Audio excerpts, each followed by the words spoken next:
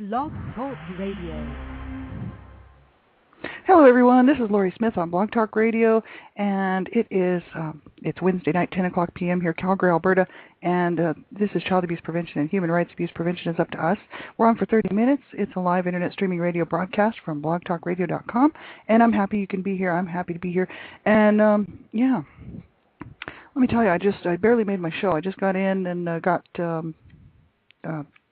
the internet going and logged on and just barely got into my show. I just got back from a meeting. I'm a volunteer with the Canadian Women for Women in Afghanistan and also with the Canadian International Learning Foundation out of Ottawa, Canada. And I went to a meeting here tonight in Calgary, Alberta that was for the Canada-Afghanistan Solidarity Committee, and it was just awesome. They had the ambassador of Afghanistan there, Canada's ambassador of Afghanistan, and they had a couple of other people that Terry Glavin, who's a writer, and he's written for magazines, newspapers for years and years, and a whole bunch of other people. Lauren Oates, a big part of the Canadian Women for Women Afghanistan, and another lady, Nadia, I can't remember her last name. She's a really big proponent of women's education in Afghanistan, so it was just awesome. It was a great meeting, and it was really all about human rights and Canada's, the Afghan people just wanting Canada to stay, and after 2011, and because they really need the help and they appreciate what's been done, and it was just such a great meeting. It was a good 2.5 hours, and lots of good questions and lots of good information there. So I'm happy that I could be here and make my show. I had to actually reschedule it from 9:30 to 10. Sorry about that. But I really wanted to get in on this because Calgary doesn't quite often have these types of meetings. They're usually held in Ottawa or Vancouver, the bigger cities, and or back east. So it was just so awesome to be able to be a part of it and get involved. And because I am a volunteer with Canadian Women for Women Afghanistan, they were responsible for bringing that meeting here to Calgary. And so I wanted to be there and show my support. It was just so awesome.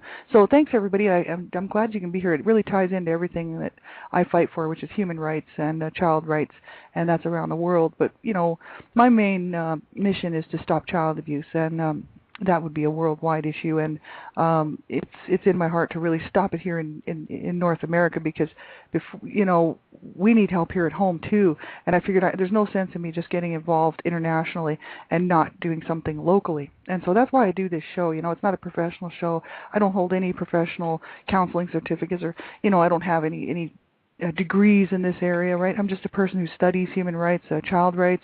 I'm in between courses. I'm actually still enrolled in a course. I just haven't been able to go, haven't been able to afford to take the courses, International Community Development, which really encompasses child rights, human rights, and everything to do with the infrastructure in a community setting, right? So that's why I do this. I study all the time, and I also volunteer for about 6 different organizations.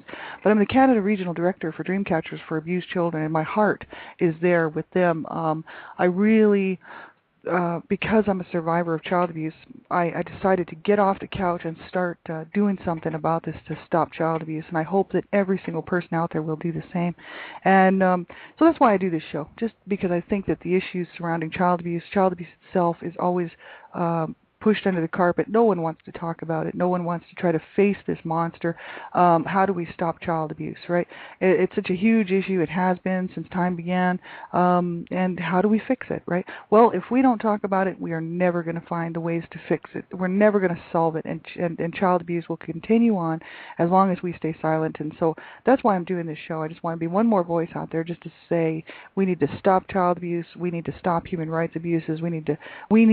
This generation needs to do it, to be responsible for taking action and just stop sitting on the couch. I've watched so many television shows, over and over again. I'm just so tired of that. And I thought people are dying, kids are dying needlessly at the hands of parents and caregivers.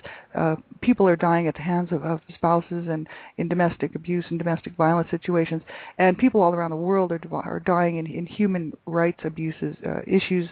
And I just think that we all need to get off the couch and start doing something, because this is a real problem. It's not going to go away until we all stand up and get involved, right? So I'm so glad to be able to be a voice and just to be one more voice out there, just to to get this information out there and just to keep talking about it. And so I thank you so much for your support. I have a lot of friends in Australia who are listening in, and I thank you so much. I thank you for the work that you are doing, because it is awesome to see this, and I'm so glad to just be able to add my voice to yours. And so thank you so much. I have friends in the UK that listen in. I got friends in the United States and in Canada, all over the place tuning in. I can't thank you enough for your support and just for being here. I've done about 200 shows. I've had about 4,000 shows listened to. And so someone's listening, and if you're, you are one of them, I thank you so much for tuning in and just being a part of this with me, because it does mean everything to me, and it makes a huge difference in my life, and it will make a huge difference in the lives of other people. I know it, because the more we get involved, the more things will change, and it change in a productive way, in a better way, right? Make a better world for the kids that are coming up, these next generations, right? It's going to be up to us. We're going to have to do it. So we're going to continue on. I'm working on an article about domestic violence and abuse, and I found it at helpguide.org. You can go and check this out at http://helpguide.org, and you can bring this article up. It's called Domestic Violence and Abuse, Signs of Abuse and Abusive Relationships. It's a great article it's really quite inclusive of everything regarding, what is an abusive relationship? How can you tell if you're in one? The different types of abuse, right, within domestic violence, and safety plans, how to get help. There's some great information there, and so I highly recommend everybody check that out. http://helpguide.org, and it's called Domestic Violence and Abuse: Signs of Abuse and Abusive Relationships. And if you're a young person under the age of 18, I just ask that you have an adult listen, because I fight for child rights. Online safety is a huge issue for children, and you cannot just pretend that nothing's happening. There's I forget, I think it's around 750 million child sexual predators out there trying to get a hold of kids on any given night online. And so the FBI has a great website, and I would highly recommend everybody check it out. The FBI's Online Safety for Parents and for Children, and it's just mind-boggling when you think of how many people are actually trying to get a hold of children online. So you want to make sure that you have permission to listen to this show, and that someone knows you're listening to it, and then they can help you make the decision whether you should be listening to it. It is ultimately for children. It's about stopping child abuse and preventing child abuse, but there's a lot of adult content in it and a lot of adult material. And so I think that a young person might want to have an older person listen with them, and that way they can answer questions and help you get some information if you're just not sure what we're talking about. And it's just a good idea to have permission, and you want to keep yourself safe. You want to make sure that you keep yourself very safe, because there's the reports are in the paper. The reports are coming out in the news of children who get involved with online child sexual predators, and then they meet them after school somewhere or out, away from their home, and they end up killed or abused by these child sexual predators. So you want to be really sure that you want to be safe, and you do not want to meet people that you meet online. And you want to make sure you keep yourself safe online. So make sure you get that information and become aware of what's happening. Get that education and keep yourself safe and keep yourself alive. Right? So important. And so we'll get right into this article. I cover all topics of abuse. I ask everyone to listen at their own discretion, and it's just so important. You have to know what's good for you to listen to. And if the topics of abuse are really going to bother you, then you need to turn the show off and go listen to something else, because it's your discretion, your decision. And so because I do cover everything related to abuse. So now we can get on with this article here. We left off, let's see, it's Wednesday, let's see, we were looking at this Monday night, we were looking at signs that you're in an abusive relationship. This is what they said, like your inner thoughts and feelings. This would be like, do you feel afraid of your partner much of the time? Do you feel that you can't do anything right for your partner? These types of things, right? And also your partner's violent behavior or threats. Does your partner have a bad or unpredictable temper? Does your partner hurt you or threaten to hurt or kill you? These would be signs that you are in an abusive relationship, or that I am in an abusive relationship, right? If we can answer yes to these questions, then we would pretty much know that we're in an abusive relationship, right? So this article is really good for this kind of stuff. It helps you to sort of see whether or not your relationship is abusive, and it sort of pinpoints things, puts it in an easy to understand format, and then you can say, hey, yeah, this does happen a lot. Maybe I maybe this is abuse. You know what I mean? A lot of people aren't quite sure, and so it's just a good idea to know and to know how to get help, right? Because there is help out there. Then the rest of this article was talking about physical violence is just one form of domestic abuse. There's emotional or psychological abuse. We went over that Monday night. Sexual abuse. There's economic or financial abuse, and then they go on to talk about violent and abusive behavior is the abuser's choice. So we're going to continue on with this. Physical violence is just one form. Emotional or psychological abuse is just as harmful or can be more harmful because, bruises and cuts and broken bones can heal and be mended. It's the psychological and emotional abuse that actually stays and does the most damage, really, because it's extremely hard to heal from something like that. And, if you've ever been abused emotionally, psychologically, then you would know just how hard it is on a person, right? It's so very hard. Your self-esteem it affects your self-esteem. It affects your confidence. It affects your ability to feel like you're worth something, and that you do matter, and that you do count as a person, and that you have rights. And it's such a huge issue for people out there, men and women, who are abused emotionally and verbally and psychologically, right? And so, there's just so many, it's just so harmful, right? And just physical abuse is just one kind, one type. And so it's very important to to recognize these signs, right? And then to realize that there is help out there and that you don't deserve to be abused, and no one does, right?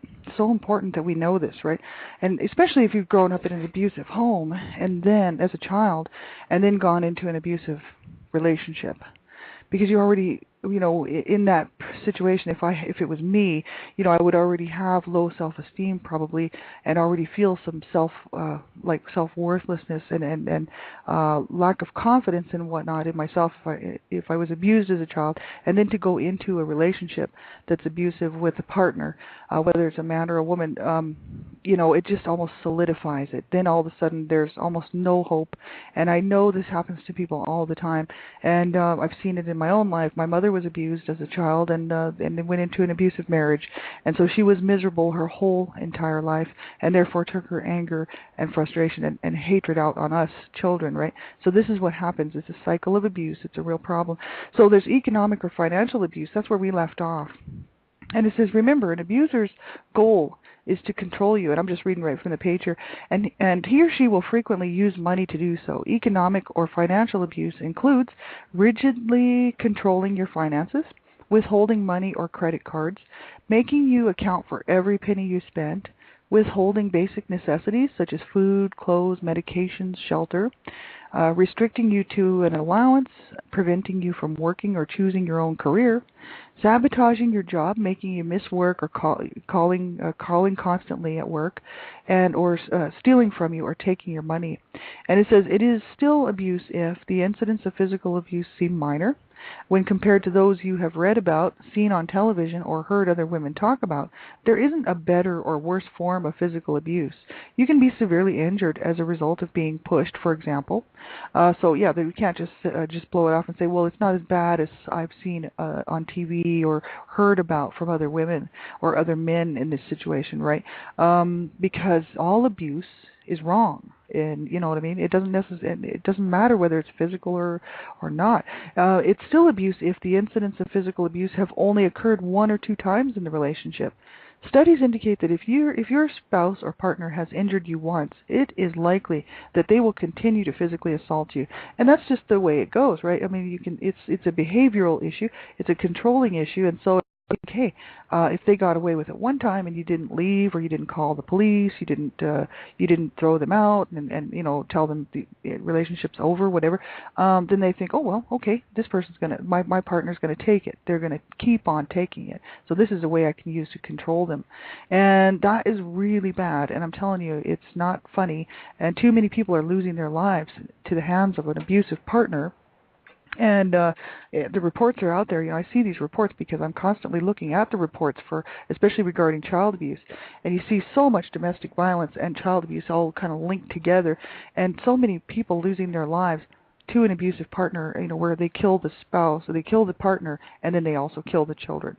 So, it's like a multiple homicide, and that is so horrible. I mean, when you see those reports in the paper, my heart just breaks, because the whole family is annihilated by one abusive person who just thinks they have the right to kill and do whatever they want, right? So that's a very sick person that would do something like that, and they would need some serious help, because you have to be something has to be completely wrong with a person to do that, right? So you want to keep yourself safe, and if your life is in danger, I say this on every show that I talk about, especially dealing with domestic violence and abuse. If your life is being threatened and you fear for your life, then you get out and you make a phone call. I don't care. Get a safety plan. Make sure someone knows about your safety plan, someone you can trust who's a good friend, and make sure that they are aware of the situation, that your life is being threatened. If you have children, you owe it to them to get out, because you could save your children's lives, you could save your life, and if your life's being threatened, do not take it as a joke, because too many people lose their lives to an abusive domestic violence situation, right? We see it in the paper all the time. It's just that most people don't bother to read those reports. They just skim over them to the what's on TV tonight, or maybe the grocery store ad or something like that, or maybe there's a good sale on somewhere, right? People don't pay much attention to it, because if it's not affecting their life, then they don't really pay much attention to it, right?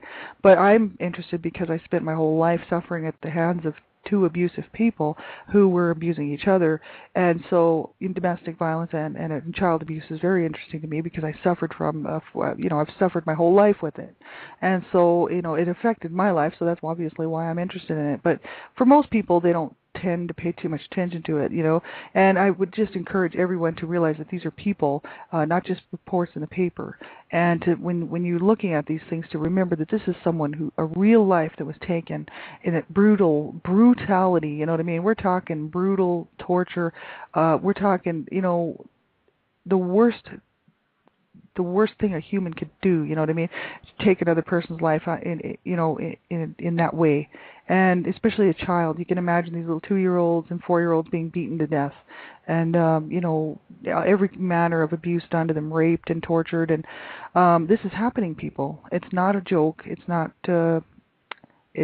some sort of pretend made-up thing. And the coroners would tell you, and so would the police that went up to pick up the bodies, and to mark them out, and so they can get the case ready to go to court.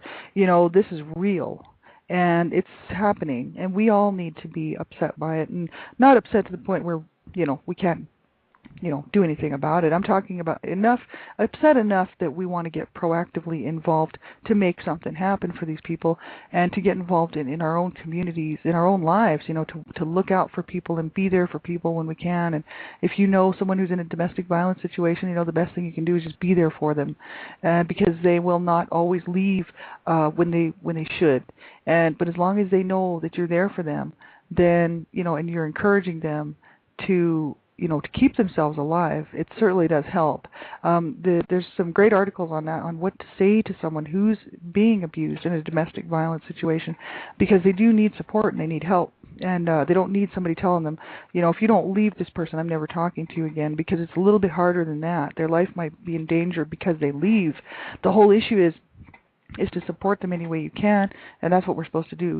We're supposed to support them any way we can, and just to be there for them, and to help them get a safety plan in place, and also to help to encourage them to get help when they actually feel their life is being threatened, right? Because they will make the right decision when the time comes, and I just encourage everyone to do that, to make sure you keep yourself alive and keep your kids alive, and not allow yourself to be killed at the hands of an abusive partner, right? Just horrible. So it says, if it is still abuse if the physical assault stopped when you became passive and gave up your right to express yourself as you desire, to move about freely and see others, and to make decisions. It is not a victory if you have to give up your rights as a person and a partner in exchange for not being assaulted. So, just because if the physical assault stopped because all of a sudden you don't have contact with your family or friends, and you're just there like a slave basically to this partner of yours, it's still abuse, right?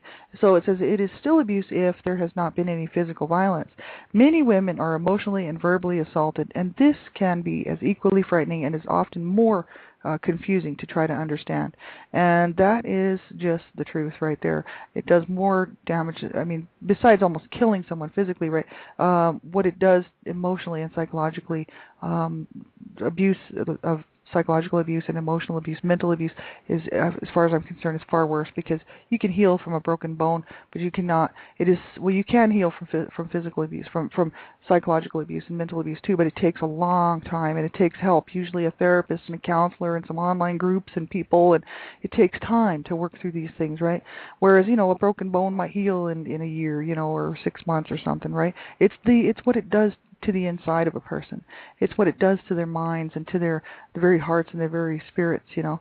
And so it's very hard, and my heart is with you if you're out there suffering with this. Just make sure that you keep reaching out and get some help, right? And violent and abusive behavior is the abuser's choice. That is right. Abuse is always the abuser's choice. It's their fault. They are guilty. You know, abuse is never the victim's fault. You know, how could it be?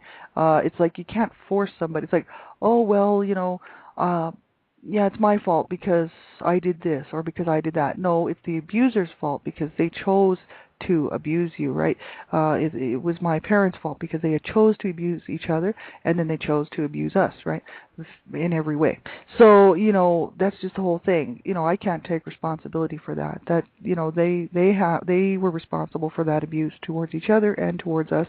And you know, a lot of times people think, oh, well, if I was a better wife, or if I was a better husband, or if I was a better kid, you know, my parents wouldn't have abused me, right? That has absolutely nothing to do with it. It's the abuser's choice to abuse, and they have the choice to not abuse. They don't have to abuse. They can just, you know, get help for their problems, first of all, if they think that, you know, if they have anger issues, right? And if they have mental problems and they just can't cope, you know, extra stress and stuff, it's the abuser's. It would be their responsibility, really, to reach out and get some help. It is not the victim's fault, right, that they're being abused. So that's just something that's very hard on people who have experienced abuse, because they tend to blame themselves, and they tend to think, well, you know, had I been a better person, this wouldn't have happened, or had a girlfriend or boyfriend or wife or husband, you know, my partner would not have abused me. Because then, you know, they take on that responsibility when it wasn't their responsibility at all. It's the abuser's choice to abuse. So I like this part of the article, and you can go and check this out yourself. And it's got like a little power and control wheel there too. And it says here, despite what many people believe, domestic violence and abuse is not due to the abuser's loss of control over his behavior. In fact, abusive behavior and violence is a deliberate choice made by the abuser in order to control you. So it says here, abusers use a variety of tactics to manipulate you and exert their power. They use dominance, humiliation, isolation, threats, intimidation, denial, and blame. And the power and control wheel kind of shows this. It's quite interesting. If you go and look on, lots of websites have this power and control wheel, and it's quite interesting to take a look at. And the Texas Family Council on Domestic Violence, they have one on their website as well. I know there's quite a few that do. Dominance. Abusive individuals need to feel in charge of the relationship. They will make decisions for you and the family, tell you what to do, and expect you to obey without question. Your abuser may treat you like a servant, child, or even as his possession. There's humiliation.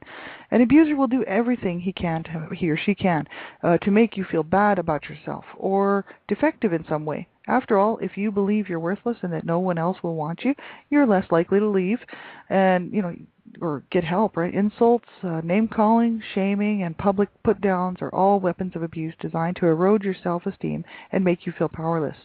Isolation. In order to increase your dependence on them, an abusive partner will cut you off from the outside world. They may keep you from seeing family or friends, or even prevent you from going to work or school. You may have to ask permission to do anything, go anywhere, or see anyone. That's isolation, right? They keep you very isolated, and that way, they have complete control over you. Then nobody sees what's going on, and they then have all the power over you without any interruption or anybody sort of intervening. And this is bad, right?